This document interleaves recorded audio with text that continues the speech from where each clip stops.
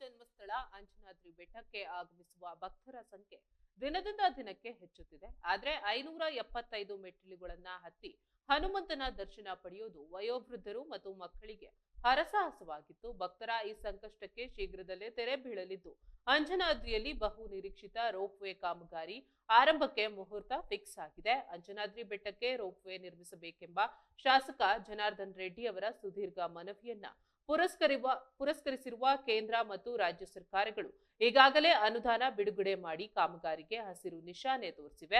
ಅರಣ್ಯ ಇಲಾಖೆಯ ಅನುಮತಿ ಸಿಗದ ಕಾರಣ ಇಷ್ಟು ದಿನ ವಿಳಂಬವಾಗಿದ್ದ ಕಾಮಗಾರಿಗೆ ಈಗ ಅಡ್ಡಿಗಳು ದೂರವಾಗಿವೆ. ಅರಣ್ಯ ಇಲಾಖೆಯು ಅನುಮತಿ ನೀಡಿದೆ ಎಂದು ಶಾಸಕ ಜನಾರ್ದನ್ ರೆಡ್ಡಿ ತಿಳಿಸಿದ್ದು, ಇನ್ನೆರಡು ತಿಂಗಳಲ್ಲಿ ಕಾಮಗಾರಿ ಅಧಿಕೃತವಾಗಿ ಆರಂಭವಾಗಲಿದೆ.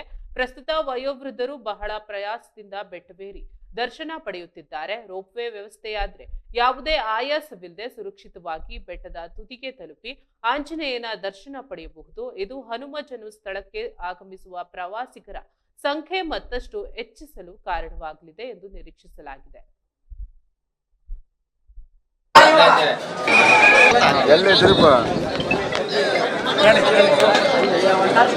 ಜೈ ಶ್ರೀರಾಮ್, ಜೈ ಶ್ರೀರಾಮ್.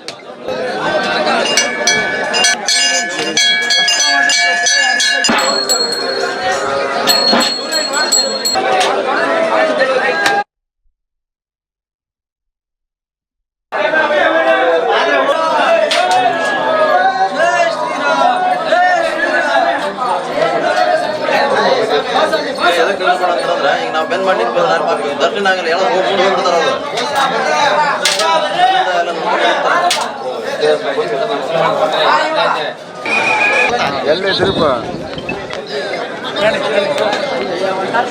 ಜೈ ಶ್ರೀರಾಮ್, ಜೈ ಶ್ರೀರಾಮ್.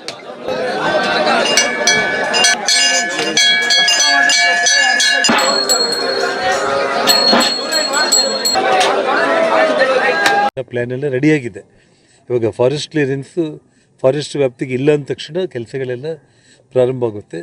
ಇನ್ನೊಂದು ವರ್ಷದಲ್ಲಿ ಈ ಕೆಲಸಗಳನ್ನ ಮಾಡ್ತೀವಿ ಮತ್ತು ರೋಪ್ ವೇ ಸಮೇತ ಆಗುತ್ತೆ ಅನ್ನೋಂಥ ವಿಶ್ವಾಸ ನನಗಿದೆ. ಹನುಮಂತನೇ ಆ ಕೆಲಸ ಎಲ್ಲ ಮಾಡಿಸ್ಕೊಳ್ತಾರೆ. ನನಗಿರುವಂಥ ಒಂದು ಇದರಲ್ಲಿ ಇನ್ನೊಂದು 2 ತಿಂಗಳ ಒಳಗಡೆ ಕೆಲಸಗಳು ಪ್ರಾರಂಭ ಆಗುತ್ತೆ ಅನ್ನೋ ವಿಶ್ವಾಸ ನನಗೆ ಸಂಪೂರ್ಣ ಇದೆ. ಕೇಂದ್ರ ಸರ್ಕಾರದ ಕಡೆಯಿಂದ ಆಗಿದೆ, ರಾಜ್ಯ ಸರ್ಕಾರದ ಕಡೆಯಿಂದ ಕ್ಲಿಯರ್ ಆಗಿದೆ, ಹಣ ಬಿಡುಗಡೆ ಆಗಿದೆ ಮತ್ತು ಪ್ಲ್ಯಾನ್ ಆಗಿದೆ, ಡಿಸೈನ್ ಆಗಿದೆ. ಕೇವಲ ಬೆಟ್ಟ ಫಾರೆಸ್ಟ್ ವ್ಯಾಪ್ತಿಯಲ್ಲಿ ಇಲ್ಲ ಅನ್ನೋಂಥ ರೆಕಾರ್ಡ್ಸ್ ಎಲ್ಲ ಬಂದುಬಿಟ್ಟಿದೆ. ಅದನ್ನು ಅಧಿಕೃತವಾಗಿ ನಮ್ಮ ಅಸಿಸ್ಟೆಂಟ್ ಕಮಿಷನರ್ ಬಳ್ಳಾರಿ ಅವರು ಅದನ್ನು ಆದೇಶ ಹೊರಡಿಸಿದ ಮೇಲೆ ಕೆಲಸ ಪ್ರಾರಂಭ ಆಗುತ್ತೆ.